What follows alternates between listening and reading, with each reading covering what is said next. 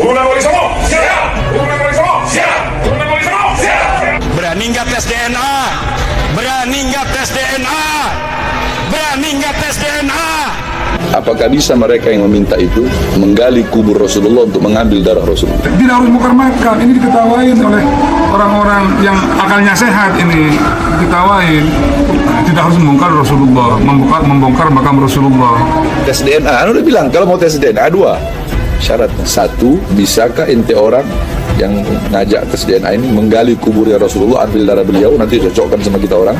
Perkataan Habib Bahari yang harus membongkar makam Rasulullah Shallallahu Alaihi Wasallam untuk tes DNA itu tidak harus seperti itu.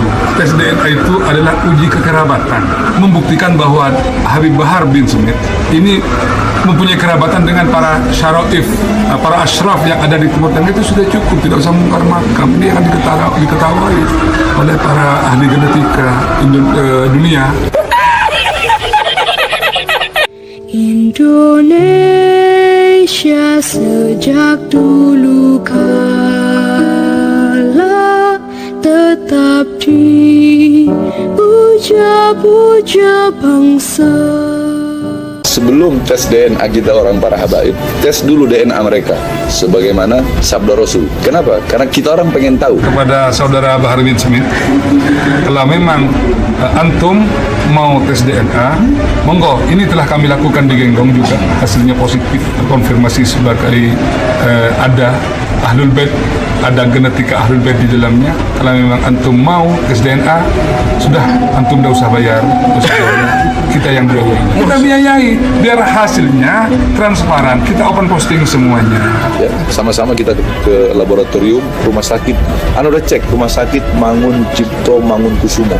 Perlu diketahui bahwa laboratorium itu tidak menentukan seseorang syahid atau tidak. Laboratorium hanya mengeluarkan kode-kode SNP yang banyak dari sekian ribu bahkan SNP yang ada pada diri kita ini, kita cocokkan dengan kekerabatan yang ada di para syahid, para syarif yang ada di Timur Tengah. Itu ada kesamaan berarti cocok. Kalau tidak ada kesamaan, mohon maaf, jangan dipaksa.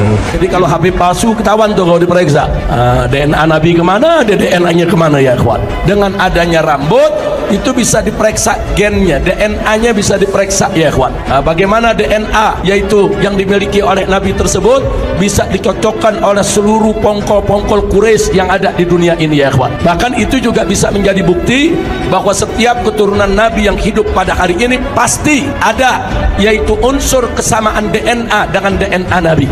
Membuktikannya lewat rambut yang ditinggalkan oleh Nabi, saudara. Nah, jadi sebetulnya walaupun DNA ini belum dijadikan syarat untuk itsbatun nasab, tapi paling tidak dia bisa menjadi bukti pendukung ya kawan. Sebelum tes DNA kita orang para habaib, tes dulu DNA mereka. Tes dulu DNA mereka. Masya Allah. Kita akan biayai, kita akan bawa, tidak usah darah, air liurnya saja kita minta. Air liurnya kita akan bawa ke laboratorium Family Tree DNA yang ada di Houston, Texas, Amerika. Sekarang kan lagi viral adalah pendapat dari seorang habaib yang ingin membuktikan bahwa dirinya itu adalah dzurriyyah Rasulullah, harus membongkar makam. Ada dua pertanyaan, Yai. Lah, terus beliau juga menyatakan bahwasannya Wali Songo ini tidak memiliki keturunan. Dari dua anggapan seperti itu, menurut panjenengan niki dos pundi Yai? Baik, terima kasih. Assalamualaikum warahmatullahi wabarakatuh. Tentang perkataan Habib Bahari yang harus membongkar makam Rasulullah Shallallahu Alaihi Wasallam, untuk tes DNA itu tidak harus seperti itu.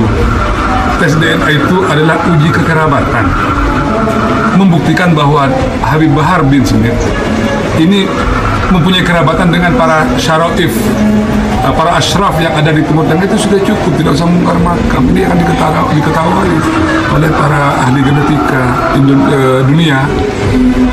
Artinya ketika misalkan Bahar bin Smith, Habib Bahar bin Smith ini ingin membuktikan dirinya bahwa dia itu di dalam genetik dirinya ada genetika Ahlul Bait, Sayyidina Hasan dan atau Sayyidina Husain, cukup dengan dia tes DNA, kode-kode yang dihasilkan dari DNA itu dicocokkan dengan para keturunan yang sudah sahih yang ada di Timur Tengah. Apakah ada kesamaan genetik atau tidak? Kalau ada kesamaan genetik, berarti sudah famili. Karena famili berarti satu buyut. Kan begitu ceritanya. Tidak harus mukar-makar. Ini diketawain oleh orang-orang yang akalnya sehat ini. Diketawain. Nah, itu yang pertama tentang genetika. Tidak harus membongkar Rasulullah, membongkar makam Rasulullah. Yang kedua, pernyataan Habib Bahar bin Smith ini yang mengatakan bahwa Wali Songo tidak punya keturunan. Ini tidak usah saya yang membantah, tidak usah keturunan Wali Songo yang membantah. Ini Habib Salim bin Jindan, murid Syekhona Khalil Bangkalan, ini menulis silsilah Syekhona Khalil. Ini tulisan Syekhona Khalil, tulisan Habib Salim bin Jindan, Syekhona Muhammad Khalil bin Abdul Latif bin Imran atau Hamim bin Muhammad atau Abdul Karim bin Ahmad atau Muharrar bin Abdullah bin Ahmad bin Abdul Jalil bin Fadlullah bin Muhammad Al-Yaqin Sunan Giri. Kalau memang ini nih tulisan Habib Salim bin Jindan, ini murid Syekhona Khalil Bangkalan. Kalau emang Habib Bahar bin Smith mengatakan Wali Songo tidak punya keturunan, berarti dia menafikan tulisan Habib Salim bin Jindan. Itu bukan dari kami, dari Habib Salim bin Jindan yang mengatakan seperti itu. Iya. Berarti kalau ada yang nganggap seperti itu tuh lucu ya. Karena apa? Nih, ini adalah para duriyah dari Wali Songo. Ini ada keluarga Genggong, Gus Alek nih. Ini di sini berkumpul adalah keluarga besar Naat nih, Yai.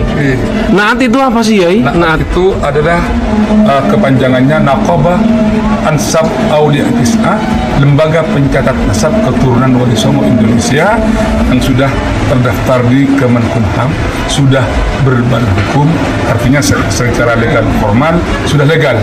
Masya Allah. Berarti Naat ini sama halnya seperti Robitoh Alawiyah, ya? Sama.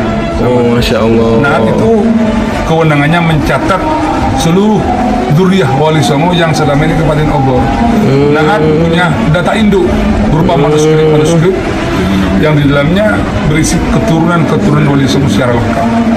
Nama Habib Bahar bin Smith kembali menjadi sorotan usai ditantang melakukan tes DNA. Tes DNA bertujuan untuk membuktikan Habib Bahar bin Smith adalah keturunan Nabi Muhammad SAW. Tantangan itu disampaikan oleh Kiai Haji Imaduddin Usman Al-Bantani dalam ceramahnya yang diunggah di kanal YouTube. Bahar bin Smith memang pernah mengaku bahwa dirinya merupakan cucu Nabi Muhammad SAW yang ke-29, 28, dan yang terakhir 38. Dengan alasan ketika ditanya hal tersebut, dia baru bangun tidur. Seperti diketahui, belakangan ini jagat media sosial dihebohkan dengan sebuah tema yang begitu menggemparkan. Tema tersebut yakni soal keabsahan status habaib yang ada di Indonesia. Apakah mereka benar keturunan Nabi Muhammad atau bukan? Bagi kita yang awam mendengar ini pertama kali, dahi langsung berkernyit. Kok ada ya orang berani membahas hal semacam ini? Namun setelah kita mencoba untuk memahami, ternyata ada benarnya juga. Kita mempertanyakan hal tersebut. Menurut kajian Kiai Haji Imaduddin, kelompok habaib Yaman baru datang ke Indonesia kisaran tahun 1880-an, di mana pada saat itu pemeluk Islam sudah menjamur di Indonesia. Sosok yang menjadi perbincangan yakni seorang kiai dari Banten bernama Kiai Haji Imaduddin Usman, pengasuh Ponpes Nahdlatul Ulum Kabupaten Tangerang, Banten, periode 2022 sampai 2027. Kiai Imad melakukan kajian dan penelitian terhadap kitab-kitab referensi nasab. Lalu dari kajian tersebut menyimpulkan jika silsilah nasab Balawi Yaman terputus kepada Rasulullah. Sejauh ini masyarakat memang dikenal ada beberapa sebutan untuk keturunan Nabi, seperti Syarif, Syahid, hingga Habib. Kiai Haji Imaduddin tidak mengingkari jika keturunan Nabi di Indonesia memang ada. Hanya saja ia meneliti soal kebenaran mengenai tersambungnya nasab keluarga Balawi terhadap Nabi Muhammad SAW. Dalam beberapa ceramahnya, Kiai Imad menyebut jangan sampai orang-orang yang mengaku keturunan Nabi lalu membuat adu domba. Dan hal tersebut justru sangat mencoreng nama besar Nabi Muhammad SAW.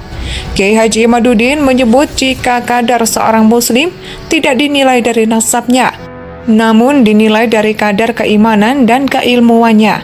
Bahkan seorang bernama Kiai Haji Nur Ihya asal Surabaya juga melakukan kajian dan penelitian terhadap kitab-kitab yang selama ini dijadikan rujukan Rabithah Alawiyah atau lembaga peneliti nasab keturunan habaib di Indonesia.